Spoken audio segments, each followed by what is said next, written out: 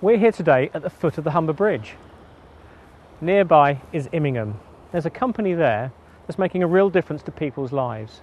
CERT, the Community Economic Regeneration Team. Headed up by Neil King, they're making a real difference to people's lives. Let's go and speak to Neil, and he's going to tell us just how it is they're making a big difference in the Humber region. We're here today with Neil King, the Director of CERT at Immingham. Neil, just tell us what CERT stands for and broadly what you do. Yeah, CERT's Community Economic Regeneration Team. We're a regeneration organisation set up to try and improve how organisations and individuals perform. So we basically have three parts to what we do. One is the regeneration arm, one is around training, and the other is about business support, and in particular support to third sector businesses, so social enterprise, cooperatives, that type of organisation. Okay, what sort of are the key aims or strands that you've got to your business? You know, what do you stand yourself by? We measure ourselves very, very strictly, and we're measured by a lot of outside organisations to make sure that actually what we do, although it's innovative, is still very, very good quality, very, very high quality.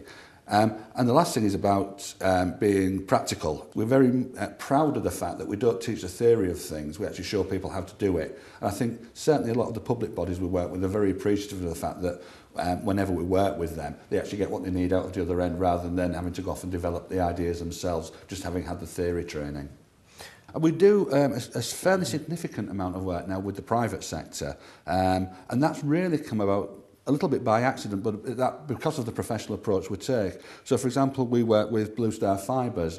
They had some particular issues around staff retention and bullying, and they really needed a very practical solution that would work very quickly, and with people who wouldn't normally be traditional learners. Blue Star Fibres, we're predominantly a carbon fibre precursor manufacturer. We're an internationally owned company. So we're owned by China National Blue Star. About 3 years ago now, we were developing our diversity at work policies, and as part of that we wanted to put in some training to all of our employees for bullying and harassment. So I wanted to source a company locally that could provide that training to all of the employees on site. When Nina contacted me, I went in to speak to her and told her the kinds of courses that we delivered and what we do, and how we could develop it towards their learning needs as an organisation, and an ILM course allows us to do that because it's delivered on a modular basis, so it can be tailored to an organisation or an individual. Many of our supervisors, team leaders, managers have been through the ILM training, the Institute of Leadership and Management. What we recognise as a company is that we promote people into positions of supervisory responsibility, but don't always back that up with the training that they need to be good man managers. We are looking at resources and teaching styles today, and what we're going to have a look at is we're going to take part, or the group is going to take part in an exercise where we're looking at embedding functional skills into that learning and how they can then pass that on into their classroom delivery. You know, everyone enjoyed the training, and it certainly added value, I think, having an external trainer coming in and giving that presentation. Just give us a key example of how you've worked with an organisation locally and perhaps how you've grown together. Sure. I suppose that the best example of that is Foresight in Grimsby. They're a charity that started as a charity anyway around disability and particularly people with visual impairments. They've expanded an awful lot now. We started working with them when there were literally two men in a shop front with a dog, looking to just try and get a little bit more professional. And in the early days, we helped them with the very sort of basic things about setting up an organisation. And since then, they've grown very, very significantly. I think they're on the third now or fourth move into buildings.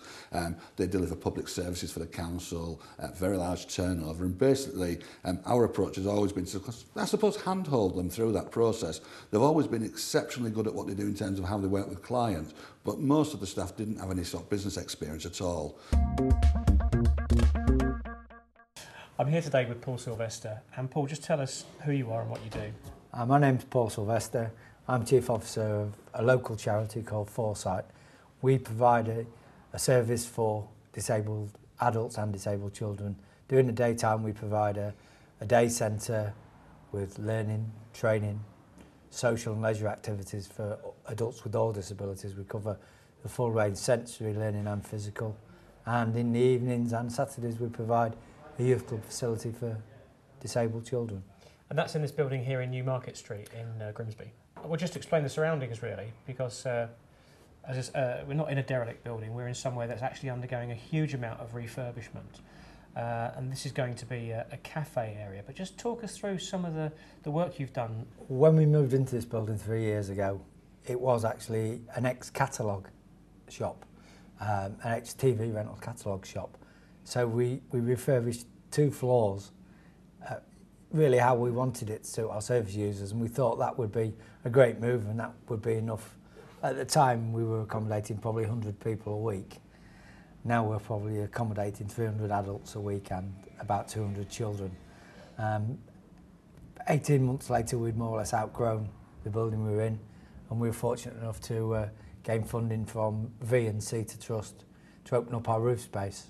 We have an excellent working relationship with CERT now, and I think it's grown from us needing and relying on CERT to actually working in partnership with CERT now, to the stage where we actually have a CERT staff member on our board of trustees, and we asked CERT to put that representation in for us because we feel that our partnership's really strong.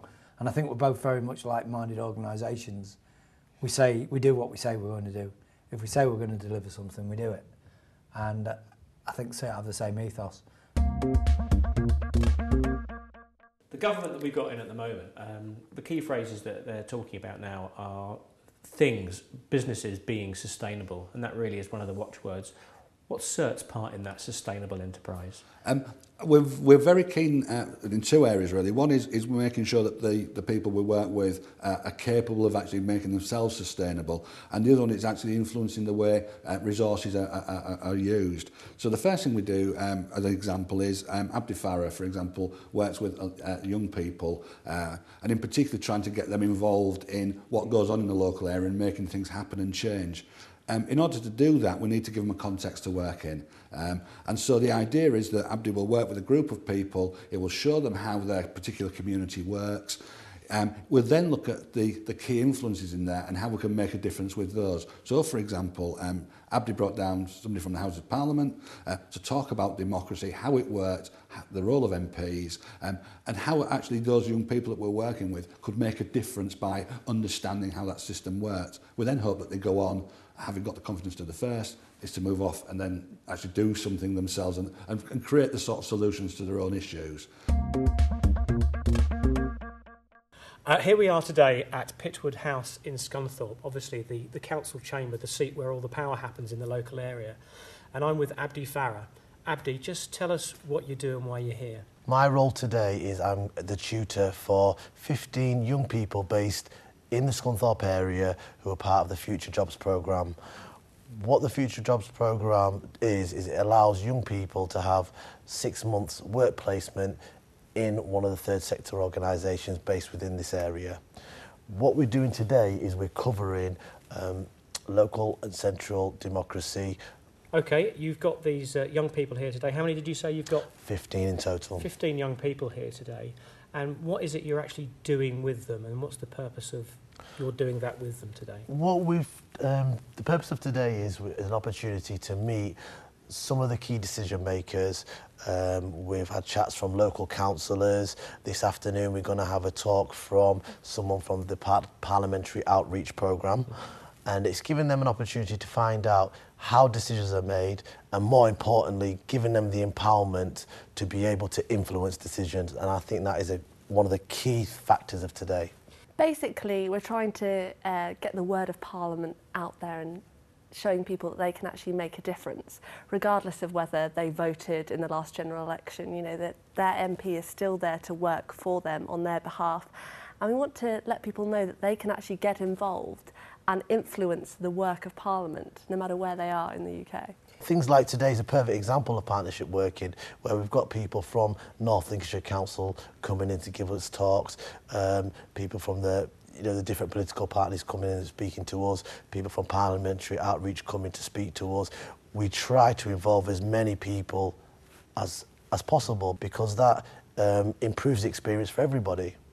The smallest demographic for voting in this country is 18 to 25, so we're really trying to push that up and making everybody aware of the need to vote and to have your say. Just tell us a little bit more about some of the success stories that you've been involved with CERT and young people in particular. There's quite a few. At CERT we've helped a number of young people who have come through this programme secure employment, and not just secure employment, move into sustainable employment. We try to tailor training around people's needs, different issues, and we try to be as inclusive as possible. And that's one of the themes that runs through CERT, is about trying to provide support for everybody and try to accommodate everybody as best we can. I think the biggest problem that we face at the moment is around the fact there's an awful lot of uncertainty. We've got a new government in place and policy's evolving, and it's not quite there yet. And the difficulty we're facing at the moment is our traditional sources of revenue, the mainstream stuff that we get from government, is kind of on hold. Okay, we're here today at the Rope Walk in Barton upon Humber. Yes. It's nice and sunny but a bit nippy. Yep. I'm with Simon King. And just tell us what you do for CERT, Simon. My job role is quite unusual because I do several things.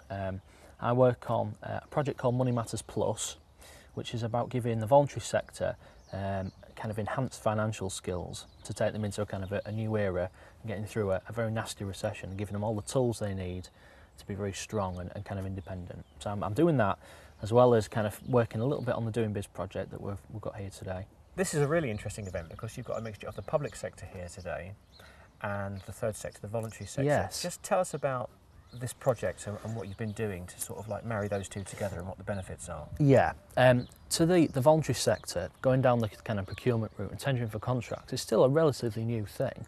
And what we've tried to do over the last couple of years is kind of change that mindset of people's thinking and encourage them to look at contract opportunities coming out of local authority.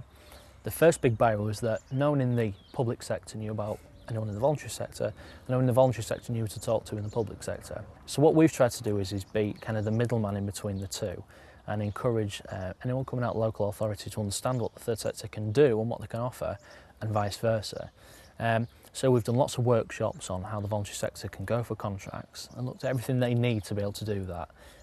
We've also got them signed up to the SCMS system, which allows them to take the tender alerts as soon as they come out of local authority. The idea being that they then grab them opportunities and try and run with them. Where do you think CERT might be in the next sort of like 2 to 3 to 5 years? Well, we're hoping that the kind of good work we've done over the last 2 or 3 years on delivering those projects will stand us in quite good stead, and we will take on more things, more contracts, more funding, looking at making our own money, selling training courses, selling MVQs to private organisations. So we're hoping that we're diverse enough now that we can take lots of different things and kind of grow from there, really.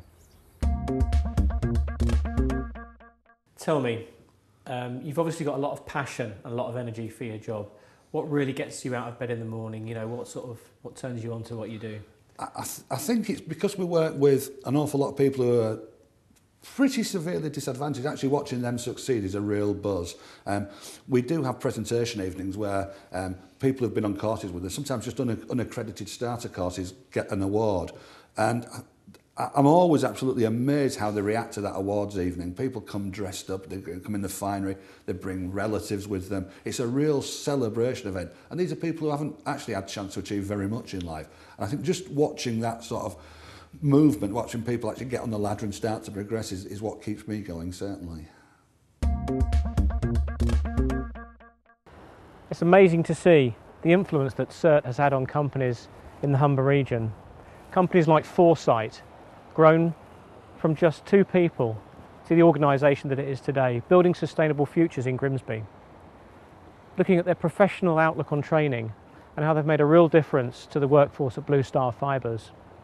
And it's great to see a company like CERT as well, ensuring that every penny is well spent.